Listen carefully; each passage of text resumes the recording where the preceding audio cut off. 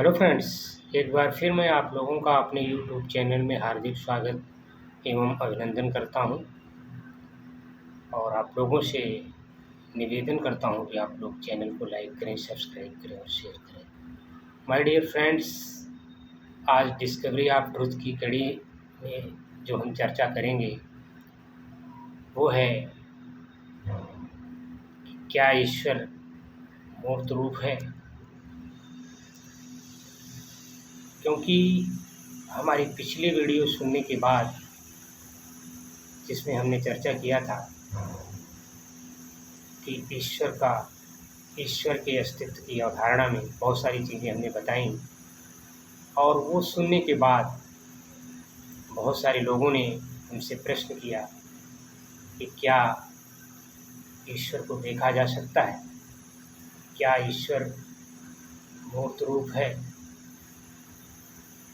ईश्वर दिखाई क्यों नहीं देता है और जो नहीं दिखाई देता उसके अस्तित्व को हम कैसे मान लें। आज हम इसी विषय में चर्चा करेंगे और जो लोगों का भ्रम है ईश्वर के बारे में उसे तोड़ने की कोशिश करेंगे और अंततोगत्वा ये स्वीकारता हो लोगों की कि ईश्वर है, इसको हम सिद्ध करने की कोशिश करेंगे। मित्रों, पिछली वीडियो में हमने बताया कि ईश्वर दो के परे की चीज़ है। God is beyond the dualism. दो के परे की चीज़ है, मतलब अच्छाई बुराई से वो परे है, मूर्त अमूर्त से वो परे है।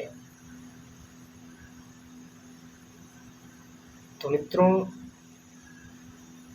आज जो लोगों का भ्रम है कि ईश्वर दिखाई नहीं देता तो हम उसकी सत्ता कैसे मान लें, इस संदर्भ में आप लोगों को हम बताना चाहेंगे कि you all have accepted the very existence of air, even it is unseen। आप लोगों ने हवा के अस्तित्व को सभी लोगों ने स्वीकारा है जबकि वो दिखाई नहीं देता। In the same way, you will have to accept the very existence of God,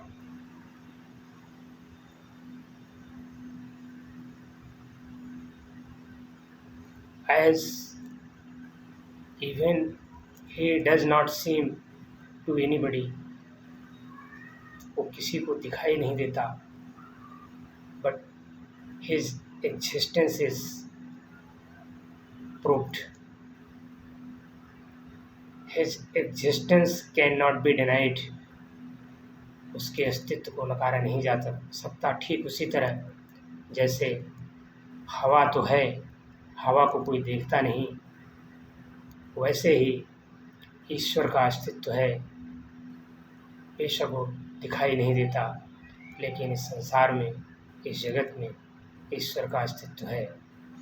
His existence cannot be denied in the same way as there is God, as there is air in this world, but its existence cannot be denied।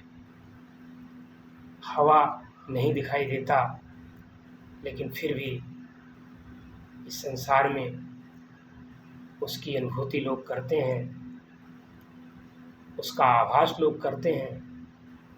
ठीक उसी तरह से ईश्वर बेशक दिखाई नहीं देता, लेकिन इसके अस्तित्व को आपको अनुभव करना पड़ेगा। ईश्वर, God is the subject of experience. God is experienced in the same way as air is experienced, but that is not seen। जैसे हवा दिखाई नहीं देता, उसका अनुभव लोग करते हैं, उसी तरह से ईश्वर का अस्तित्व भी है। ईश्वर को आप अनुभव कर सकते हैं। और ईश्वर को अनुभव आप कैसे करेंगे, ये हम आपको लोगों को पिछले वीडियो में बताया था कि God is the subject of experience. You will have to experience the God. God can not be seen but God is experienced. ईश्वर का अनुभव किया जा सकता है, ईश्वर को देखा नहीं जा सकता। तो मित्रों, मैं आशा करता हूँ कि ईश्वर के अस्तित्व की अवधारणा में जो आप लोगों का ये भ्रम था कि ईश्वर दिखाई नहीं देता, तो हम उसे मान कैसे लें, उसे हम स्वीकार कैसे लें। Dear friends, I think it is completely clarified the very existence of God when I have given the burning example of air, as air is unseen but its existence cannot be denied। जैसे हवा इस संसार में है लेकिन उसके अस्तित्व को नकारा नहीं जा सकता, in the same way there is the existence of God in this world, although he is unseen। यद्यपि कि वो गॉड दिखाई नहीं देता, लेकिन उसका अस्तित्व इस संसार में है। God can be experienced. ईश्वर को अनुभव किया जा सकता है। तो माय डियर फ्रेंड्स, आज के लिए बस इतना ही, और आशा करता हूँ कि आप लोगों का जो क्वेश्चन था, प्रश्न था, जो ईश्वर दिखाई नहीं देता उसकी हम सत्ता कैसे मान लें, तो इसके लिए हमने बर्निंग एग्जाम्पल दिया हवा का। जैसे हवा नहीं दिखाई देता लेकिन उसकी सत्ता है, उसका एक्सपीरियंस लोग करते हैं हवा का, वैसे ही ईश्वर इस संसार में है, वो बेशक नहीं दिखाई देता लेकिन उसकी सत्ता है, उसका अनुभव किया जा सकता है। तो माय डियर फ्रेंड्स, मैं समझता हूँ आप लोगों का भ्रम जो ईश्वर की अवधारणा के बारे में था, ईश्वर के अस्तित्व के बारे में था, ईश्वर नहीं दिखाई देता इसके संदर्भ में था, मैं समझता हूँ ये भ्रम टूट गया होगा और ईश्वर की स्वीकारता की दिशा में आप लोग पॉजिटिव होंगे। बस इसी के साथ आप लोगों को धन्यवाद, और आने वाली वीडियो में एक और विषय पर हम चर्चा करेंगे। तब तक के लिए आप लोगों को धन्यवाद। मस्त रहें, स्वस्थ रहें।